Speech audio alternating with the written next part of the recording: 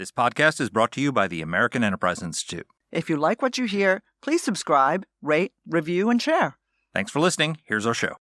What in the hell's going on? What the hell is going on? What the hell is going on? I don't know what the hell he's talking about. You don't have to know what the hell is on it. What the hell's the matter with these guys? We don't know what's going on. What the hell's going on? Who in God's name knows what it's all about?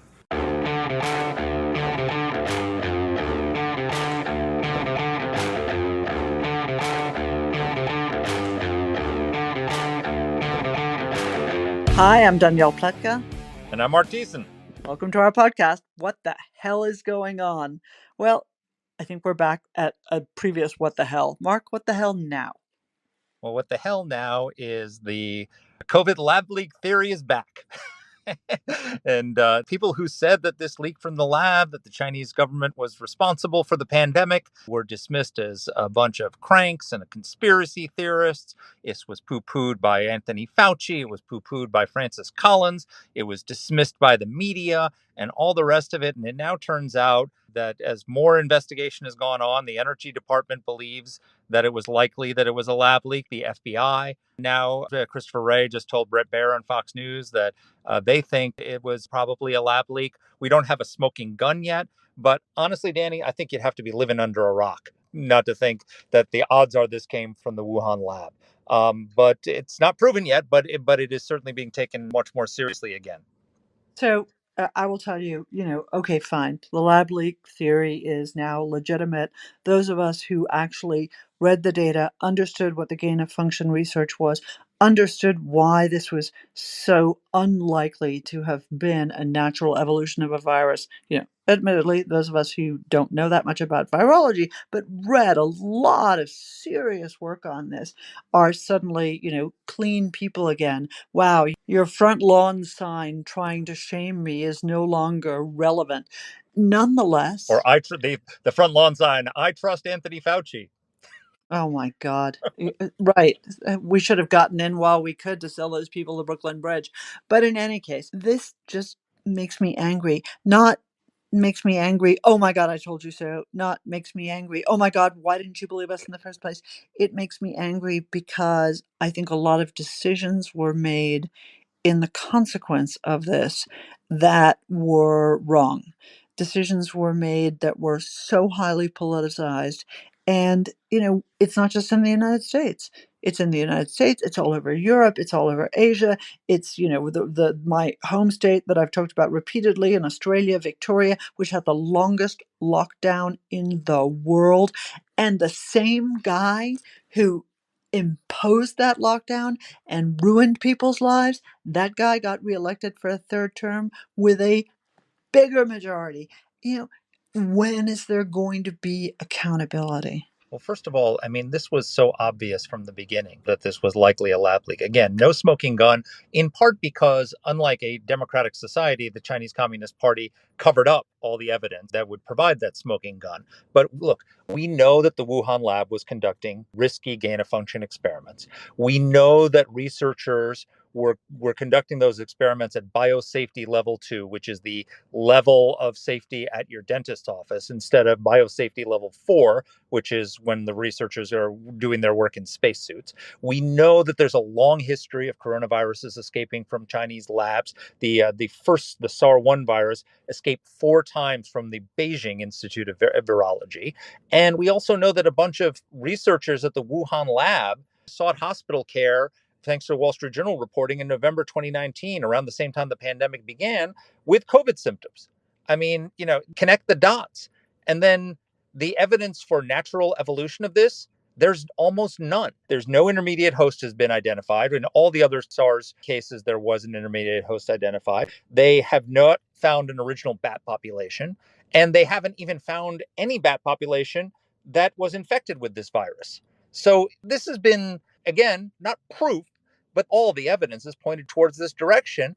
And the public health officials in our country actively tried to suppress this because they were funding gain-of-function research in the Wuhan lab, and they thought that this would come back and bite them and that they might have some culpability in this. And so they actively suppressed this information and sought out other scientists to dismiss it as crank science. As if somehow, as if we had been, well, as if we had been paying Osama bin Laden, and then he came and attacked, and we covered up that we were paying him. Yeah. Look, there's so much here, though, Mark, but I want our listeners for a second to step back and just conduct a little thought experiment.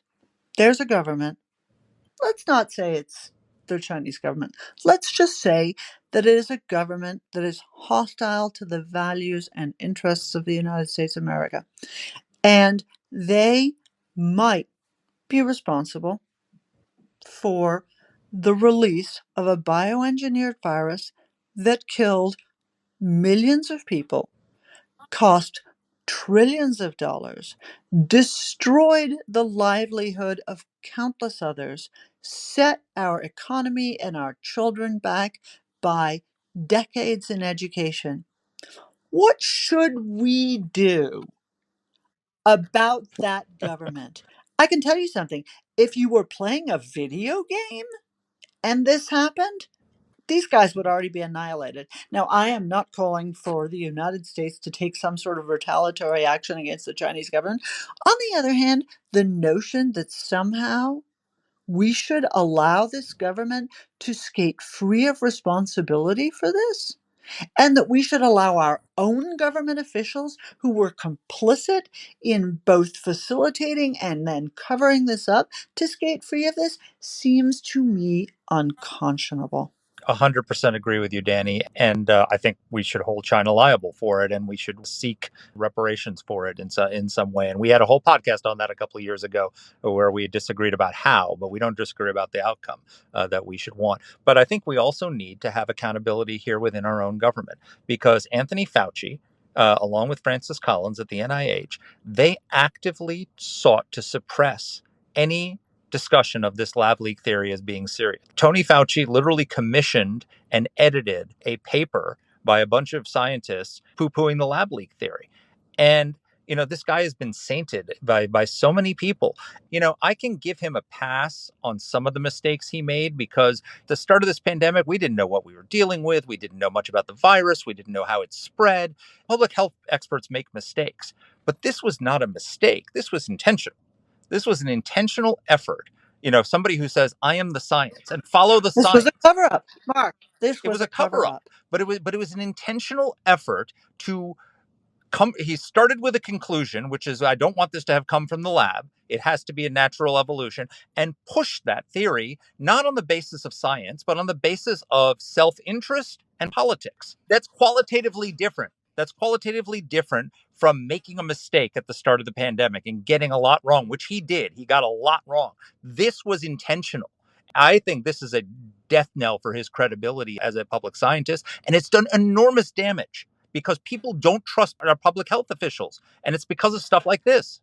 That is absolutely true. And that's a whole other podcast that's extraordinarily important, because I think that's exactly right. Anthony Fauci has almost single-handedly undermined faith in public science. And you know what? You and I are both vaccinated. We've talked about this repeatedly. We believe in this, and we believe in the science. We believe, as I've repeatedly ranted over the last couple of weeks, we believe that, probably the clean pen jar in your doctor's office is actually garbage science. And there's so much more of this that has now become about politics. If you think of the breadth of suffering that resulted and the unwillingness to accept responsibility and to investigate in an honest way, it's just gross. It really is. I've said this on Fox. I've said this on this podcast. We need a 9/11 commission into this, and not just onto the lab leak, the entire failure of our response to COVID. The fact that we weren't prepared with PPE and ventilators, the fact that we weren't able to detect it when it was coming in. I wrote a speech for George W. Bush in 2006 or 2007 talking about how we needed to get ready for a pandemic, that there was going to be a pandemic one day, and laying out a plan to do it. And then the next administration came in and didn't prepare. The Trump administration came in and they weren't prepared, and we weren't ready. We made tons of mistakes, the ineffectiveness of the lockdowns. And then on top of that, the absolute political effort to shut down any inquiry into where it came from. It would be as if on 9/11, our government officials were telling us it wasn't Al Qaeda. and we're insisting, commissioning people to go out and tell the public that anyone who says it was Al Qaeda is a crank and A denier. a denier, Mark. an intelligence denier. We need to get to the bottom of this, and the only way that's ever going to happen is if we have a 9/11 commission into this pandemic. Amen to that. Our listeners know our guest today because he has joined us before. He's a terrific columnist for the Global Opinions section of the Washington Post. He's a political analyst with CNN, and he is the author of a really outstanding book called Chaos Under Heaven: Trump, Xi, and the Battle for the 21st Century, that has been released with a new epilogue and an interview with Donald Trump himself. Here's our interview with Josh Rogin. Well, Josh, welcome back to the podcast. Great to be back. Thank you. Well, it's great to have you. And so you have been one of the most intrepid journalists when it comes to this whole Lavely controversy, and everyone dismissed it as conspiracy theory and all the rest of it. And are you feeling a little vindicated?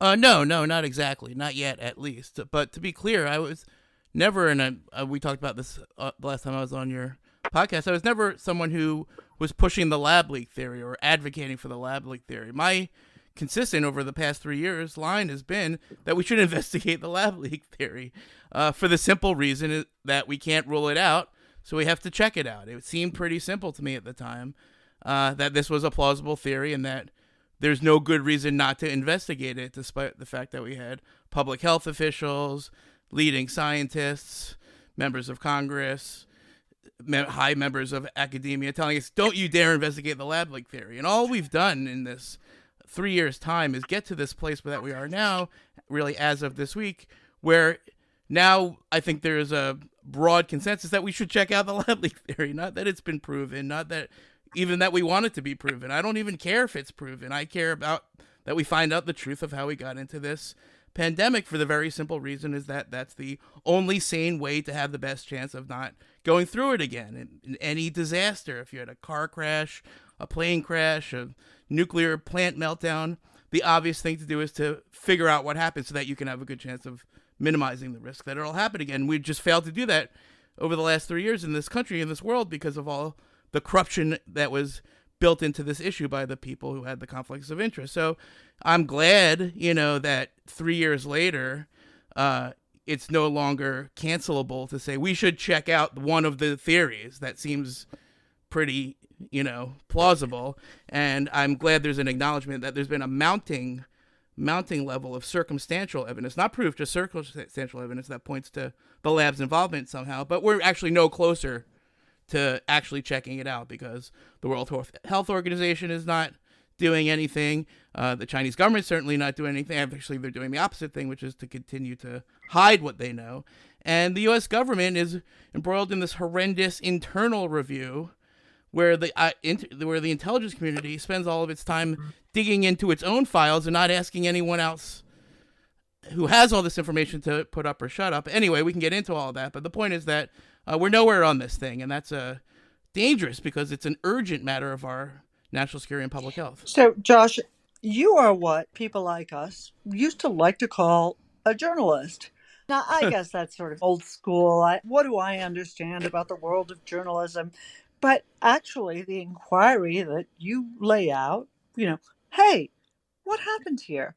Hey, millions of people died. Millions, probably a multiple more, had their lives, let's not say destroyed, but certainly impacted. For those people we know who had businesses, people whose kids were denied school, kids who were denied education, kids who lost 2, 3, 4 years, they deserve this investigation. And I think that's exactly the right place to go. Tell us, though, a little bit about what you just said, which is the U.S. government is engaged in this bizarre exercise, because I think that's something that people actually don't understand that well. Yeah, it's true. Even the people inside the government who are engaged in this bizarre exercise don't understand that well the bizarre exercise that they've engaged in. And I'll explain why I say that. I mean, if you just think about it, it's so crazy that, for the first year of the pandemic, you had, all of the administration people, all of the Trump people, and even a lot of the senior political points. He's saying, hey, listen, this probably came from the lab. And immediately all the Democrats were like, how dare you? It was like, you must be shunned. Now we definitely think it didn't come from the lab because Trump said it came from the lab, so it couldn't have come from the lab because he's always wrong. Now, I interviewed Trump on this matter, and I discovered that he truly believed that it came from the lab. He didn't have a factual basis on which to pin that because he had conflated a bunch of the important details and the garble that is his mind in such a twisted way that it was almost impossible to attribute why he believed it. But that's neither here nor there. The point is that the minute that this issue became politicized, our discussion about it was broken, and it was also broken inside the U.S. government. And, when the Biden people came in, they made a very simple decision. They're like, listen, that politicization of this issue inside of our government, we weren't around for that. We don't know what the answer is. They came in with an open mind, in other words. And to their credit, Jake Sullivan, the National Security Advisor to President Biden, decided to tell the intelligence community to go check it out again a year later. They should have been doing it the whole time, but okay, check it out again. And sure enough, they did. But they bungled that intelligence community review in ways that are now only being untangled. And one of the reasons that some of these intelligence agencies bungled the review is because they turned to the scientists who were the subject of the review. We're talking about the people who were involved and related to and invested in the research that was going on bat coronaviruses in the city where the outbreak was, Wuhan, China. And so those people had a clear conflict of interest, and they misled the public, they misled journalists, they misled the international community, they misled the WHO, and they did it with a heavy helping hand from the Chinese Communist Party. And what that created was this insane situation inside of our intelligence community where the intelligence community got captured by its own sources. In the same way that journalists who spent the first year, 2 years, even to today, reporting about the origin of the coronavirus and only reporting from the perspective of those scientists who have a conflict of interest and therefore can't have the lab leak be true because it would be that they were connected to the outbreak and their careers would be over and their entire industry of virus hunting would be kaput. Those journalists got captured by their sources in the same way a lot of these intelligence agencies did. Now, the funny thing that we learned this week is that there were other people in the government, namely at the national laboratories and the FBI in Fort Detrick, who weren't captured because they weren't depending on those conflicted outside scientists. They had their own scientists.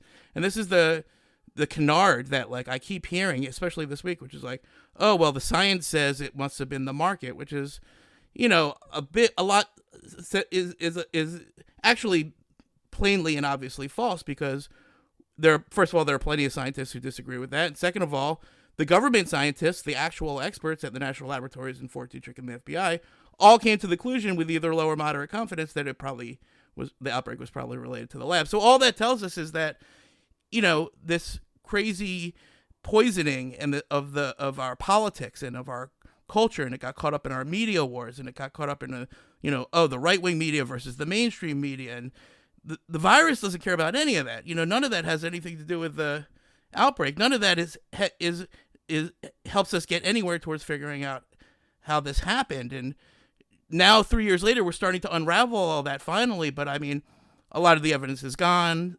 Some of it's still there. And still we have this sort of ingrained, it's like becoming an ideology. It's become a religion in this country to say that, oh, it definitely didn't come from the lab, when there's no reason in the first place anyone should have come to that conclusion. Quite the contrary. I think the evidence is slowly but surely piling up on the lab leak. Untangle it for us objectively, right? So what is the case so that we know so far publicly for it coming from the lab? And then what is the evidence or the case that we know publicly for it emerging naturally? Well, I mean, I'm happy to do that, Mark, but what's funny about that is that if you wanted to, you could listen to the last time we did that podcast 2 years ago, right? Because this is the essential case hasn't changed, okay? There was a cluster of, I'll make the market case first, and I'll make it as objectively as I can. There was a cluster of cases at the market in the early stages of the pandemic. Now, not the first cases, mind you, but a cluster of cases. That's one thing. The other thing is that there were animals that could have been the intermediary animal spotted at the market, okay? Not that they ever found one animal, not that they ever had one shred of evidence that the outbreak actually happened at the market, just that animals existed at that market, which could have been in your mind's eye, an intermediary, okay? And then you'll have a bunch of these scientific papers which will show you, according to the intricacies of the DNA of the coronavirus, that it couldn't possibly have come from the lab. Now, again, I would argue, objectively, that those papers ignore a huge, obvious point, which is that it could have come from the lab, and you would never be able to tell by looking at the DNA that it had come from the lab. Just because it went through the lab doesn't mean you would see signs of manipulation. And for those people who say that, oh, well, there was a cluster at the market early on in the outbreak, I would just point out that, like, well, yeah, of course there was, because it's a market. It's natural that would be a super spreader event, but there's no evidence that the spillover happened in the market, not a shred of it, despite the culling of tens of thousands of pangolins and raccoon dogs and minks and, a genocide of pangolins, really, sacrificed their lives to search for the magic pangolin that connects the market in any real, never been found despite years of searching. But anyway, that's about as much credence to the market theory I can muster up at this point, and because it really is, that's really, if you were being honest, that's the totality of the evidence. It's a possibility. Now, on the lab side, I think, again, trying to be as objective as I can, they were doing, and they published, this is public, they were doing experiments on bat coronaviruses where they made them more lethal and transmissible by running them through mice who were modified to have human lung characteristics. They take a bunch of mice, they give them human lung characteristics, and then they take the most dangerous viruses they've ever found, and they run them through a bunch of times, and they see what kind of crazy mutations come up, and then they're like, oh, let's play with those. And you could call that gain-of-function research, or you can just call that regular bat coronavirus research. It doesn't matter. The point is that they published it. We know they were doing that. All right, what else do we know? Well, we know that there were Chinese military scientists working on this research at the labs. What else do we know? Well, we also know that they were doing work that they didn't disclose, because, again, one of the canards you'll always hear is, well, they couldn't have released what they didn't have, and because they didn't admit to having the coronavirus, a lot of people will say, oh, well, that means they didn't have it. No. What we know is that they hid some of this research, and they hid some of the research they did with the Chinese military. Now, does that mean it was a bioweapon? Not exactly. And, again, this is a common sort of miscommunication, a common confusion when talking about this issue. People will say, well, Tom Cotton said bioweapon, and that's why the bottom line is that virus research, especially this kind of virus research, has dual use applications. It's a dual use technology, like lots of research. And just like we have it at our 4th district, where the Chinese say the coronavirus came from, we have bio research. Is that bioweapons research? Well, no, but, we would say it's biodefense. But, as you guys know, biodefense and bio-offense capability, something of a distinction without a difference, if we're being honest about it. What we know is that the PLA was all up in that bio research. Okay, so draw your own conclusions. So what else do we know? Well, we know there were sick researchers at the lab. We know that they had coronavirus-like symptoms. We know that the partners of the lab, the American partners, namely the EcoHealth Alliance run by Peter Daszak, proposed in a separate revealed proposal to DARPA that what they wanted to do, this was their proposal, it's called the Diffuse Proposal, which leaked out because they withheld it from the world for some unexplained reason. What they wanted to do is they wanted to put furin cleavage sites on bat coronaviruses to make them more dangerous. And the DARPA said, no way, we're not going to do that. And they had proposed to do it in Wuhan. And then, lo and behold, a bat coronavirus with a furin cleavage site, the first ever in the world, started a pandemic in Wuhan. Okay, now, none of that is proof, but that's a hell of a lot of circumstantial evidence, and you left out the biosafety level, which is a story you broke. Well, yeah. I mean, this is the big reveal of the lab leak theories, that it's not really about blaming China, because, it's not, if we wanted to blame China for the pandemic, we have plenty of things to hang our hat on. They covered up the science, they covered up the outbreak, they lied to the WHO and said it wasn't human-to-human transmissible. I mean, there's so many things and ways that you could blame China. Not that I want to blame China. I'm just saying you don't need this if that's your goal. The implication of the lab leak theory is that it implicates us, that it shines light back on us, because we built, and by us I mean the United States scientific community in with its European partners, a very dangerous, unsafe research facility in Wuhan for the Chinese, handed it to them, and then if the lab leak theory is true, they took what we taught them, how to manipulate these viruses, and built another lab down the hall, and something got out, and so the culpability is actually ours. That's why this topic is so hot potato. That's why the Anthony Fauci's and Francis Collins of the world will always say, well, I guess it's possible, but we'll never find out. You led me Right. to exactly the question that I wanted to ask. I actually really hate this sort of personalization of politics.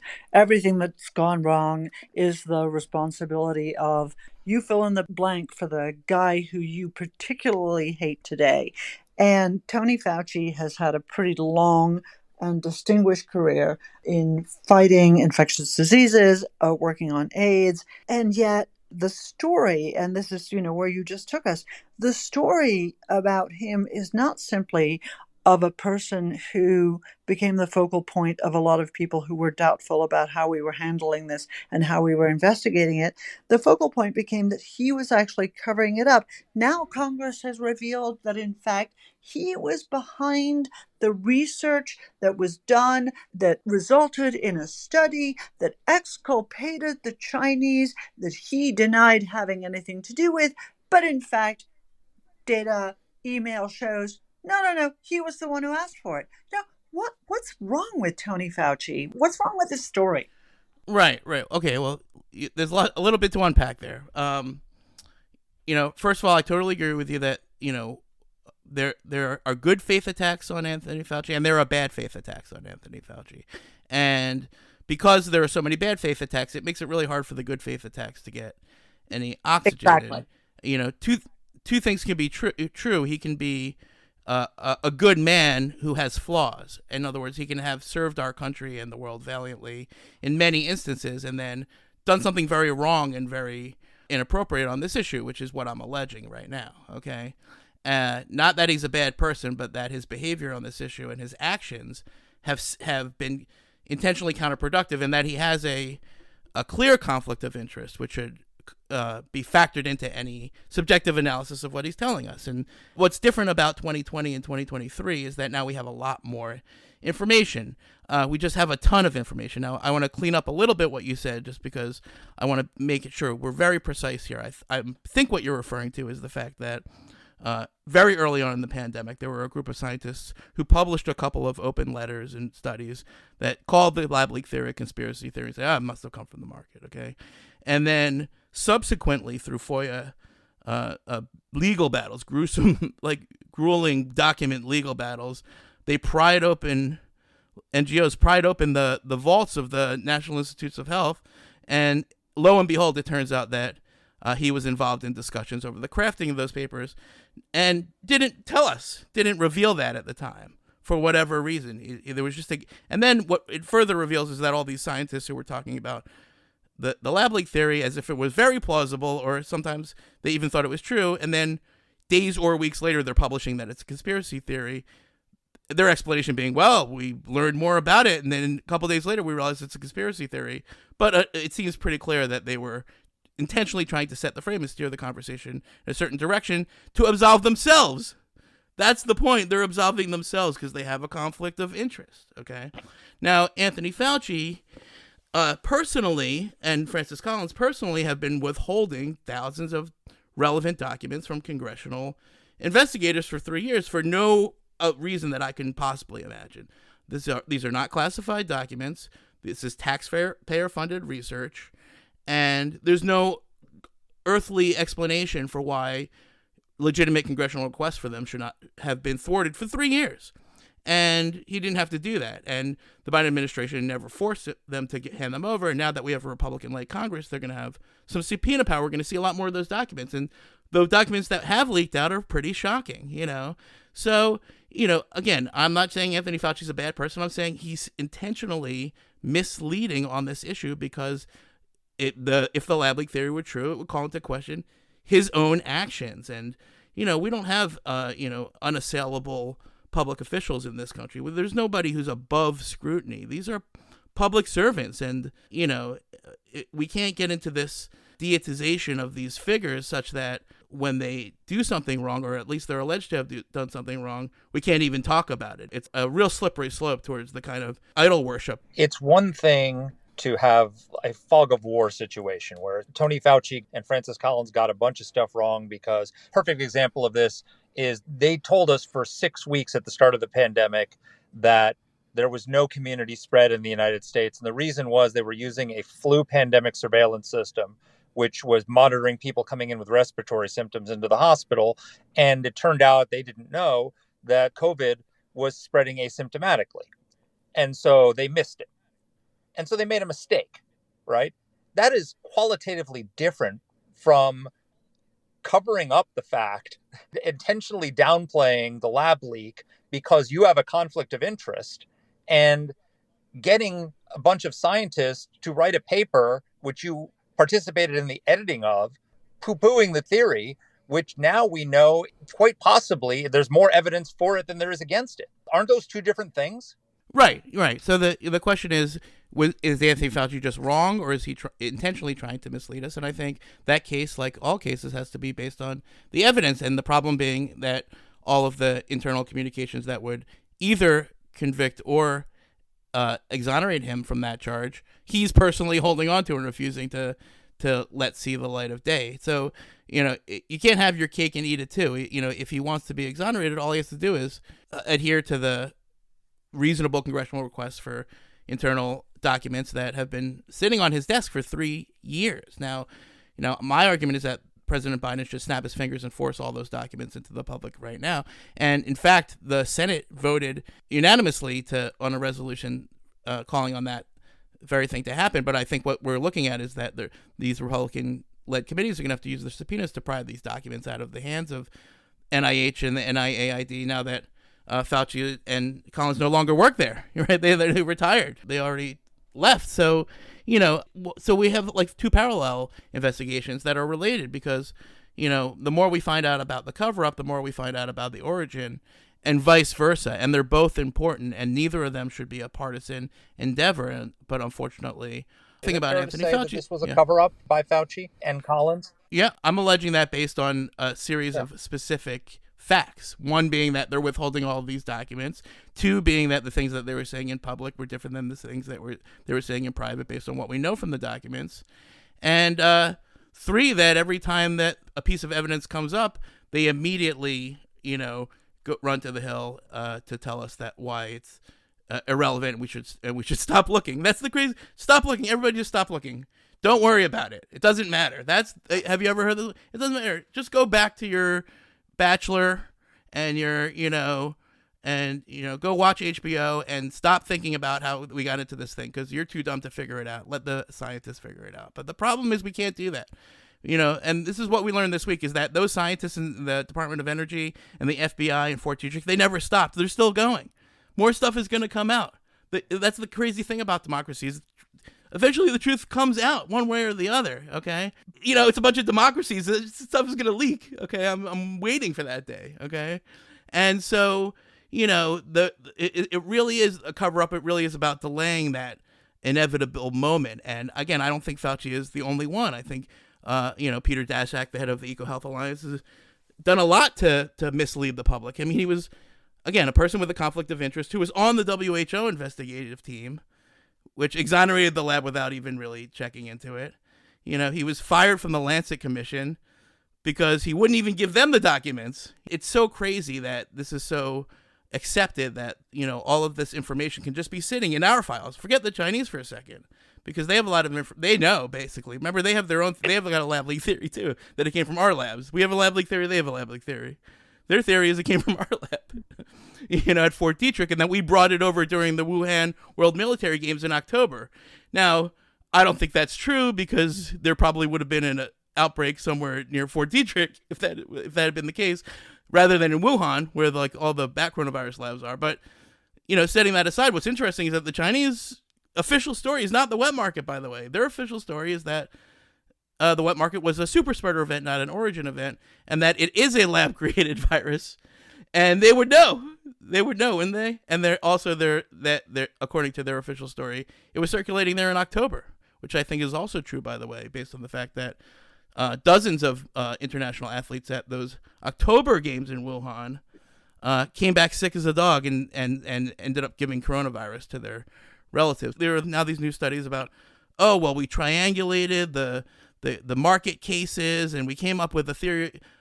We proved that it spilled over twice in the market. Now there are 2 market spillovers, according to these people who are pushing this theory. And again, that only makes sense if you ignore the obvious fact that the market data is worthless. It's incomplete, and there was lots and lots of other cases going on.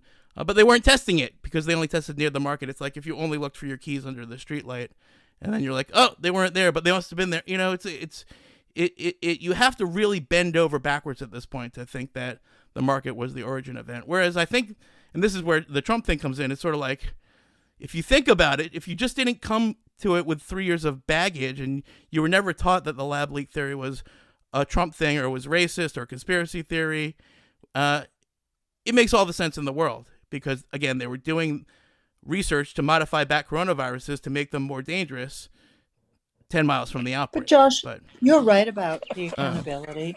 You're right about the need to investigate with an open mind. But at the end of the day, there's a conversation, go back to watching Bachelor, Real Housewives of Beverly Hills, that this is somehow, a victimless crime, that this is just a political vendetta. This isn't a victimless crime. It's not even just the people who died of COVID. It's the people who suffered and who are continuing, by the way, to be vilified and victimized as if somehow they're a bunch of knuckle-dragging troglodytes who actually want to ask the question, was the communist Chinese government actually responsible for this? Mark has said this repeatedly. We may have even said it. We may have even copied you. Isn't a 9/11 commission here about who was responsible? Why were these choices made? How were these choices made? The only way that we're not going to make this mistake again in the future? Yeah, that would be great. I wouldn't hold my breath. I would be think so long dead from all the times that I did hold my breath, but yes. In any sane world, this would be the most important thing to figure out because not just because of what you mentioned, which is that, yes, there's a liability issue, but also because the hiding of the origin by the Chinese government and others is an ongoing threat to our public health because, it's some of the scientific information that the Chinese government has in its possession, especially about those early cases, that we really need even to today to help us understand the path of the pandemic now and the therapeutics and the vaccines and the efficacy of treatments and all of that stuff. That's one thing. And also because, we live in a world of limited resources, and right now the resources that are being applied to preventing the next pandemic are being spent the same way, which is to say that they're being spent collecting a bunch of dangerous viruses in third world countries and bring them back to labs that we don't really know much about and playing around with them, which if you think about it, if that lab leak theory is true, then that's crazy. Okay, then that's a crazy thing to do. You're essentially doubling down on the thing that sparked the crisis rather than taking all that money and putting it into monitoring and surveillance where the outbreaks are likely to be. In other words, where the bats are. Right. And so in a world where we're trying to prevent pandemics, now, sure, you could go around and kill every mink and pangolin and raccoon dog from, Kathmandu to Erbil. And it's, you might feel a little bit better. But if the lab leak theory is true, you've done absolutely nothing to stop the next lab leak. And lab leaks happen all the time. So that's really, if you think of it, it's really crazy that we're spending billions of dollars to expand the dangerous research rather than worry about biosafety in the labs. Now, of course, there are some work on biosafety in the labs too. I mean, it's a funny tidbit is that, one of the first things Xi Jinping did was he ordered all the bio labs to increase their safety. Why did he do that? Probably it was coincidence. So let's call it a coincidence. But at the end of the day, if we're convinced for political reasons that up is down and black is white, then we're going to make horrendous policy. I just think that's the level of dysfunction that we're facing here, okay? And with similarly disastrous potential consequences. No, but I mean, the reason it's politicized is because of Trump, but when you say because of Trump, what do you mean? He mixed the origin issue with a lot of racist rhetoric. For one, he made statements about it that went farther than the evidence, and he combined it with a lot of praise of Xi Jinping's handling of the pandemic, which can only be explained if you read my entire book, Chaos Under Heaven, where I parse that crazy dichotomy where he's blaming China for the coronavirus and praising Xi Jinping for his handling of the coronavirus in alternate breaths. I'm not disagreeing with your assessment of how he handled it, but there was also a sense in the media which quickly amplified Tony Fauci's denials that it was a pandemic, that any effort to blame China was an effort to shift blame away from Donald Trump, and COVID was giving them, the Democrats, a chance to win back the presidency that a few months earlier they thought they didn't have, and so they had to blame Donald Trump for the pandemic, and so blaming China was politically inconvenient. Right. But now what I want to do is I want to fast forward to what's about to happen now. It's important because I know we have limited time. This is really important to get to, okay? That what's going to happen now, and I'm going to preview for your podcasters what's going to play out over the next few months, okay? Because what's happening now is that the congressional investigations are about to move forward on this issue of this IC review, and we're going to see this. You know, it's crazy to think that, oh, well, you'll see a lot of people this week say, well, 4 agencies said this, and 2 said that, and 4 said this, as if it's like a horse race, as if they get to vote on it, and whoever wins the vote wins, you know what I mean? But that's insane because one of them is 100% right, and one of them is 100% wrong. It doesn't matter how many, in other words, the majority could be wrong, and the majority could be right. It's not like, you can't game it out. It's not like, I once saw Nate Silver say there's like a 65% chance it was the lab leak, based on what I have no idea whatsoever, but it's a ridiculous way to think of it, because there's a 100% chance what happened, okay? And there's a 0% chance what didn't happen. And we just need to figure out what that is, okay? And that IC review, which everyone is now debating, 4 agencies this, 2 agencies that, that's a tiny piece of this puzzle. That's a speck of the amount of information that we're going to need. And the rest is going to have to be pried out by this new Republican-led Congress, hopefully with some help from the Biden administration if they get shamed enough into doing it, and hopefully with some help with a couple of Democrats who realize that this is really important. And we're gonna find out that IC investigation was very suspect, okay? And we're gonna find out there's a ton of information that will tell us one way or the other, okay? And then we're gonna have a preponderance of the evidence. We're not gonna have a smoking gun, likely. If there was a smoking gun, the Chinese Communist Party buried it along with every human being who was aware of it 2.5 years ago. So we're going to have to come up with a preponderance of evidence, and then as a society decide to apply our policy and resources with that preponderance of evidence in mind. And now I think it's heading in one direction based on the fact that all of the recent evidence points towards the labs. But let's wait and see. Again, I don't get a rake off of this, okay? I don't care, okay? In the end, that was a Kissinger reference, but anyway, that's a long story. The point is that if it comes out to be the market or the frozen food box that came in on the plane from Norway or whatever, or Fort Detrick or whatever, great. But I just can't let up until we actually check it out. So I have a tacky exit question, and you can answer it as quickly or as slowly as you'd like. You just added an epilogue to your outstanding book, an interview with that extraordinarily prescient virologist, Donald J. Trump. How is this going to play out for the 2024 race? Because I got to tell you, actually, you obviously know what my politics are. Everybody who listens to this podcast does.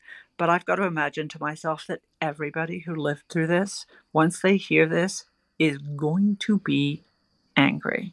So how does it play out? Right. Well, it's interesting. It's a good question because, I think, and I don't just think this, I know this. The Biden White House has been very careful. Okay. They've never said what they think one way or the other.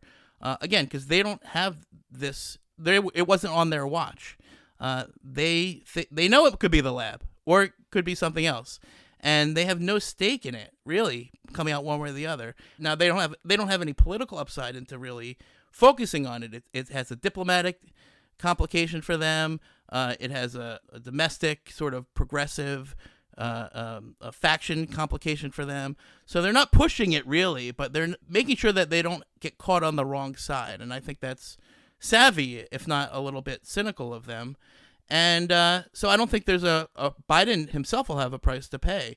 Now, Trump, again, he will rightfully be able to claim credit for have called this, if it does turn out to be the lab leak, or if the preponderance of evidence does tend to point that way.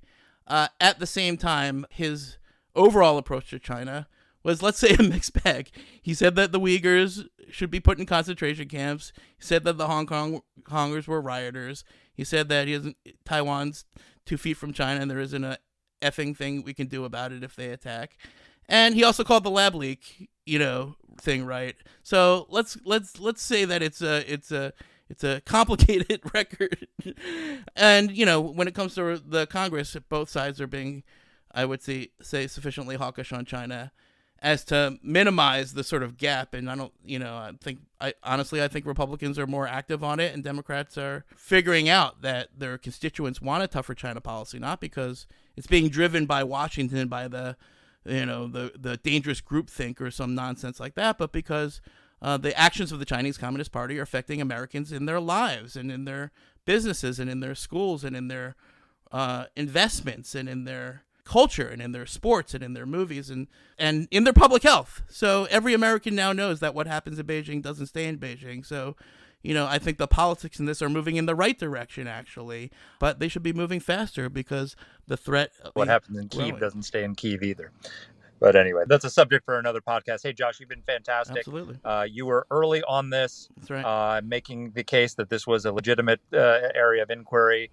And I think you should feel vindicated because even though it hasn't been proven yet, the evidence is certainly leaning in that direction. And you were calling for people to stop dismissing it when everyone else was not just dismissing it, but like calling anyone who even raised this a bunch of cranks and conspiracy theorists. So good on you.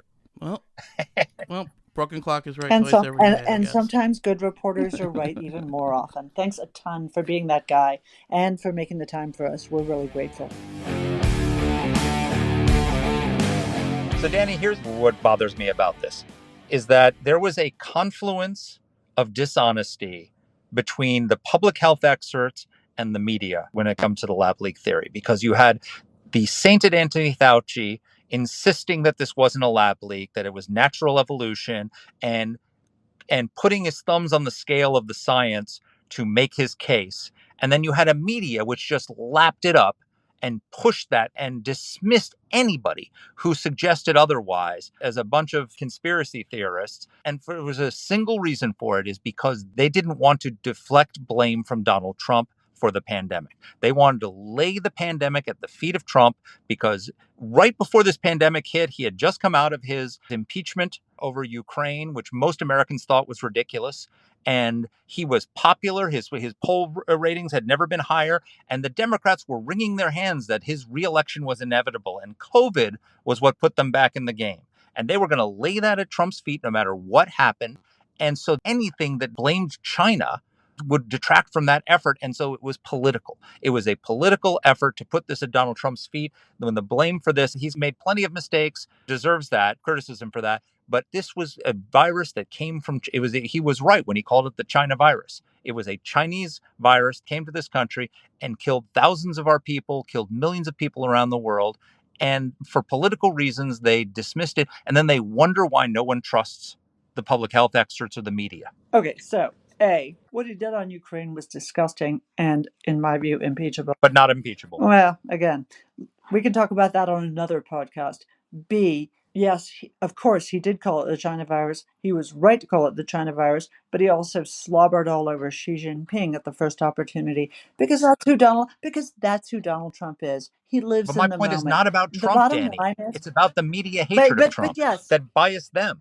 Yeah, well, fair enough, Mark. That's true. And there should be accountability in the media as well, because the media jumped wholesale on the idea that this was certainly not a lab leak. I mean, if we look back and we have a truth commission for all the reporters who slavishly parroted the garbage, the self-serving, self-exculpatory garbage that Anthony Fauci put out there, there would be an accounting like no one's ever seen in America. And but you said it, this loss of faith in science, it's contributed. This loss of faith in science, this loss of faith in the media. At what point do we sit down and actually say to ourselves, oh my God, the institutions that we believe in, the pillars that we believe are incorruptible, are now actually corrupted, that what you read on the front page may or may not be true. What your doctor tells you may or may not be right. I asked my doctor, why the hell do you have that jar out there for the stupid clean pens and dirty pens, despite the fact that the science says no pen in the history of the world has ever transmitted a disease? And he said, we just put it out there because our patients like it. I'm sorry. Yeah, aren't you a leader in this field? Again, it's just it's the fucking corruption of everything. Well, you're right It's about the awful. corruption, but you know where we pay when we paid a price for it all is on January 6th with the election lies. Because here's what happens, right? The American people look and they see the Trump Russia conspiracy theory that was pushed, which turned out to be nothing more than a conspiracy theory that Donald Trump had colluded with Vladimir Putin to steal the election. Then they see the suppression of the Wuhan lab leak and how everybody wanted to blame Trump for the virus. And so they use this, they suppress that. And then they lose trust in the experts. They lose trust in the media. There was an Edelman poll at the end of Trump's administration. 59% of Americans said they believe journalists and reporters are purposely trying to mislead people by saying things they know are false or gross exaggerations. And same number, 59%, most news organizations are more concerned with supporting an ideology or political position than informing the public. So a majority of people think that the media intentionally spreads false information. And so then we get to a point where the president spreads false information by saying the election was stolen. And the media, like the boy who cried wolf, calls him on it, and no one believes them because they kept lying to them for 4 years about other things. Yeah. And so it's No, the this one is instant. this is the It's whirlwind. and so This is the exactly. And so all whirlwind these with the people who lied in the service to stop Trump on so many levels ended up enabling him and allowing him to convince millions of people that the election was stolen because because their job was to be a neutral arbiter of truth, and instead they intentionally misled us. And our public health institutions have been corrupted. Our media has been corrupted, and it's just very unhealthy for our democracy. I think we've done a lot of ranting here. I'm willing to bet that it's a lot of ranting that a lot of people are doing at home as well. Yep. But Amen. I want to say a word of thanks for a second because I'm actually on vacation right now and I'm sitting in the office of really dear friends of mine who've allowed me into the heart of their business in order to do this podcast. So thank you very much to Gebhardt and to Elizabeth and to Monica who let me. Where are you, Danny? I'm in Austria, and these are the people who actually made the good quality sound that you are all enjoying possible. Thanks a ton to them and to all of you who are listening. Thanks. Take care. Take care, everyone. Let us know what topics you'd like us to cover. You can get in touch with the show by emailing us at whatthehell@aei.org. Or you can reach us on Twitter. I'm at dpletka. And I'm at Mark Thiessen. That's Mark with a C. Please rate and review the podcast. If you like the show, please subscribe, share it, comment on Apple Podcasts, or wherever you're listening to this. Thanks for listening.